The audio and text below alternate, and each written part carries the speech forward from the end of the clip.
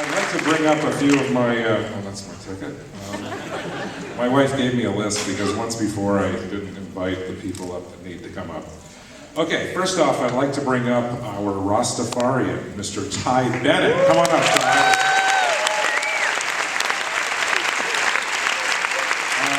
I'd like to invite up my partner in crime and producer, Andy Myers. Come on up, Andy.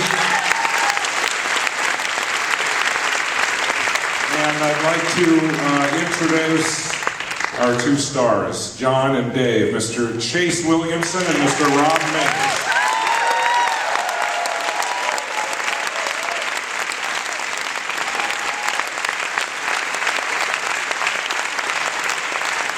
Come on up, fellas. And last but not least, in the house is the meat monster, Mr. Ches Gagliardoni. Come on up, Ches.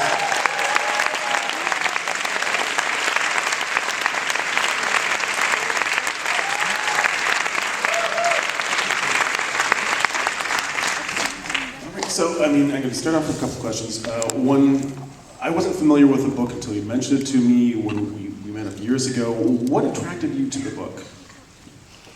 Well, was it a drug from another dimension, or was it the talking dog, or the monster made out of meat? There are so many things in the book. It was a very imaginative. It was writer David Wong. That's a pseudonym. His real name's Jason Pargin. And his first novel, if you can believe. And you got to give the guy credit. He created a new paradigm in self-publishing because he started publishing chapters of this story on the web a few years back. And pretty soon he had a full novel online, and something like 50,000 people had read it online, which was really intense. And it was picked up by a small market press. I saw it in that book, and then after that it was St. Martin's took it out as a major hardcover. He's been very successful. And he has a sequel coming out called This Book is Full of Spiders, Don't Touch It. So check that out. It's an incredibly dense book, but there are some pages which you're able to adapt like almost word for word. Can you talk about the challenges? Because there's so much jam-packed into the book. Well, it wasn't just the size. The book was about 350 pages, and maybe we could fit 95 pages into a movie, short enough so that an audience could tolerate it. The other problem we had was, there were unfilmable sections in the book, and I went out to the major Hollywood players, and none of them could see that it could be a movie. So I had to go back and do it the old-fashioned way, like my other films, and do it on a very tiny budget. And thank you, Andy, for helping me with that, because without this man, the film would not be made.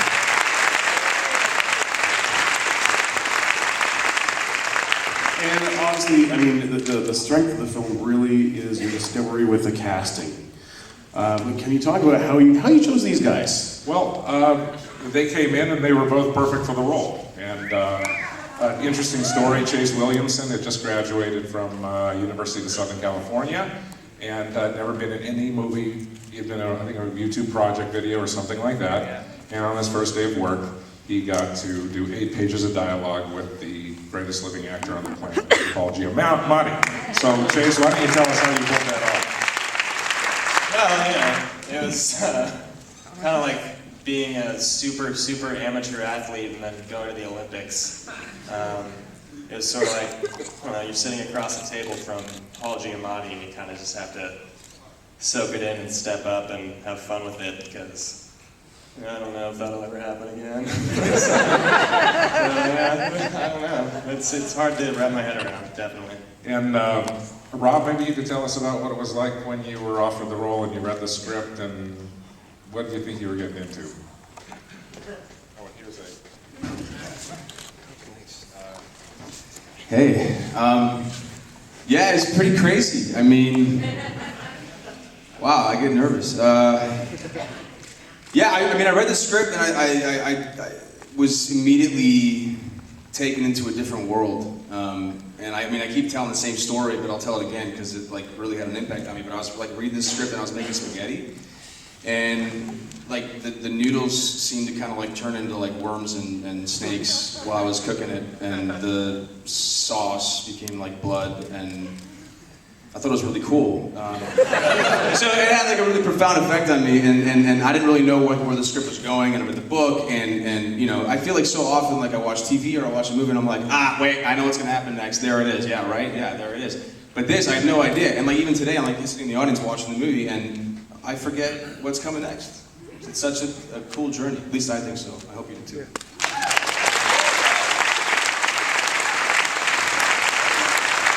I turn to the audience, how did you meet Paul Giamatti? Well, I got an email from a fellow Midnight Madness director, Mr. Eli Roth, and he was shooting Hostel 2 in Eastern Europe.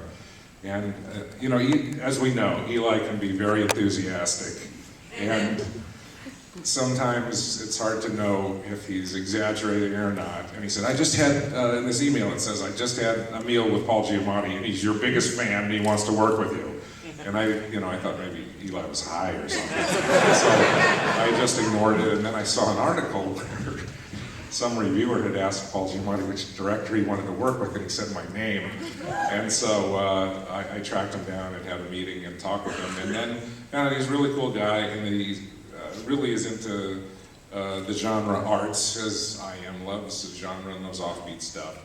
And you know, I was looking at him and I thought, ooh, you would be great in the Bubba Hotep sequel that I was planning.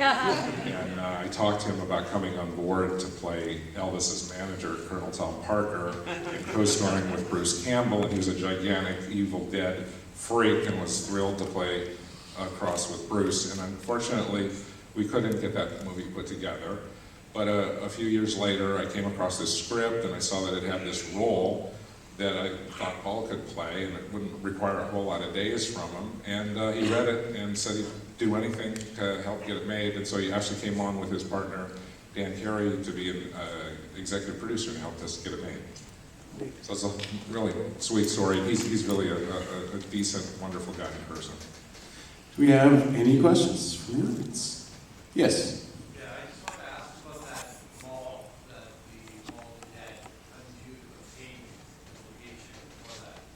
It was, you know, it was in the script for, well, you want to... The Mall of the Dead, you're asking about the Mall Yeah, of the where Dead. that location. You know, making a low-budget movie, it's impossible frequently to find what you need on a budget. I mean, we looked into renting a real mall, and it was, you know, $25,000 a day at just a minimum, and we'd have to dress it down and all of that. I think, Andy, we had brought on some guys who, our art team was very talented, and for a little period we were talking about maybe building this as a set in our warehouse, and that was, you know, it would have been terrible. And there's this little service which actually works for location scouting called Craigslist. And we put an ad in Craigslist and said, does anybody know where there's an abandoned mall available? And this woman called up and turned us on to this mall that was maybe 10 miles from where we were shooting, that we had been overlooked and it was empty, and we were able to get in there for a rate. You know, it was kind of creepy. It might have been filled with mold and stuff like that, but the location was fantastic. Yes, with Bandiana there. Yeah. You mentioned Bubba Hotep too. I heard that like it stopped production, then you were going to go back into production with like Ron Perlman. Like, are you still going to try to get it made? Because I know the script's done stuff, right? Yeah. The question is that at one time Ron Perlman was attached to the Bubba Hotep sequel, which was titled Bubba Nosferatu: Curse of the She-Vampires. And, once Bruce decided he was not going to participate, we started to think about other actors, and you know, once again, Paul's a great guy, and he wrote a letter to Ron and told him about it, and Ron was really excited to try to take on the role. But at that point, the funding had gotten shaky, and then, you know, Ron got a TV series, and it just, I don't know. It's interesting, though. It feels, just from this trip, a lot of people have been asking, you know, I thought it was in the rearview mirror that maybe we'd never do that. Just people keep asking about that, and so maybe we should all write an email to Bruce Campbell and ask him to join back. Thanks for asking that. Yes, on the side.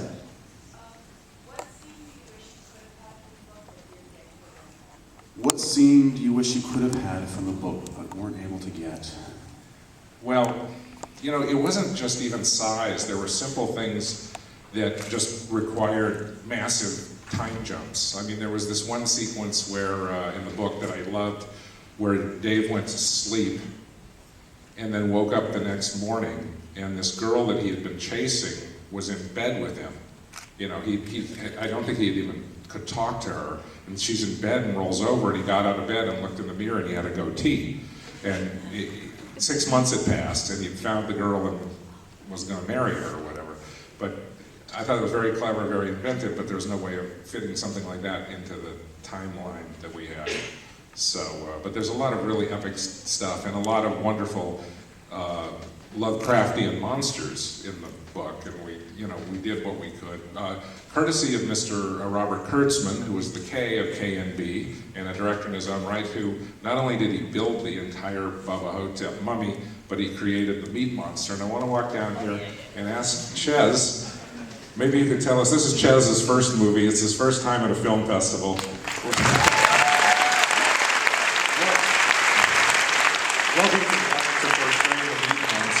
And where did you come up with that idea that the meat monster, when he was on the phone, he would turn away from the boys?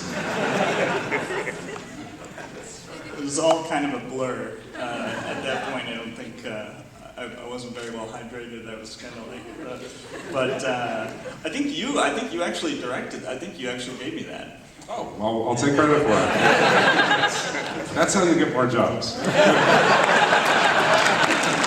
And I'd like to also bring in Ty into the mix, if we could, real quick. And maybe you could, well, first off, my first question, what happened to the dreadlocks? And two, how did you approach this role? Dreadlocks. This wonderful costume designer, who also happens to be married to Don, got me a dread wig. And it was a really interesting coincidence because I had dreadlocks for about 12 years and I had just cut them, I think, 6 months before the movie. And so Shelley Cascarelli said, how would you feel about having dreadlocks? And I'm like, I'd be fine with that. And I showed her a picture and she said, wow, that's really great. Do you still have that? No, I don't.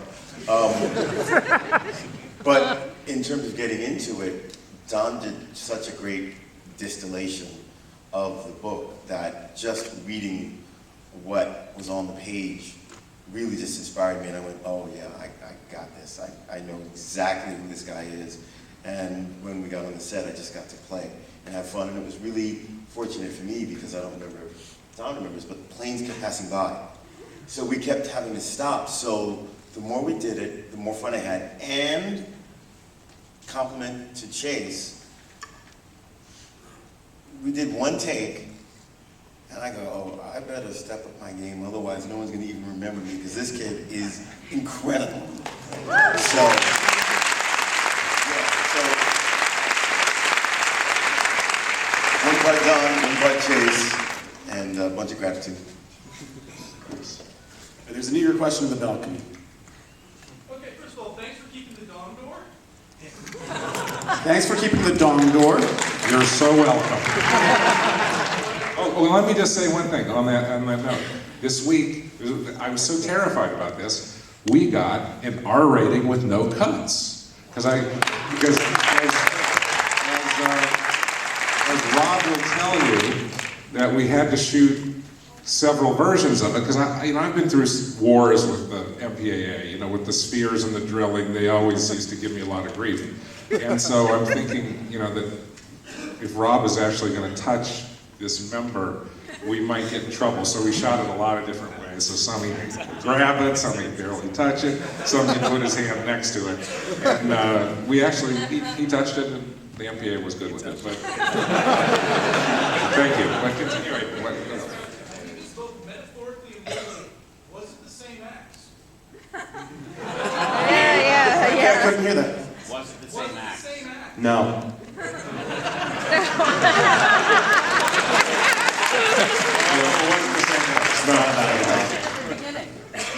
Good one, thank you. Yeah, it's totally different. All right. I noticed there was another Coscarelli in the credits in the band. Yes. If you could tell me the story. Oh, well, thank you for asking. That's my son, Andy Coscarelli, did the music that John's band was singing. He's in the audience. Andy, you're here somewhere? Let's Stand up, stand up. I see you. That's the musician in the band. He was the guitarist in the movie, yeah. All right, anyone else? Yes. I noticed the production value was very, very high. I wondered, and it also seemed efficient at the same time. Was this tightly storyboarded? Was the film tightly storyboarded? Really, the storyboards were only in terms of a few of the effect sequence. In terms of the, the meat monster sequence, it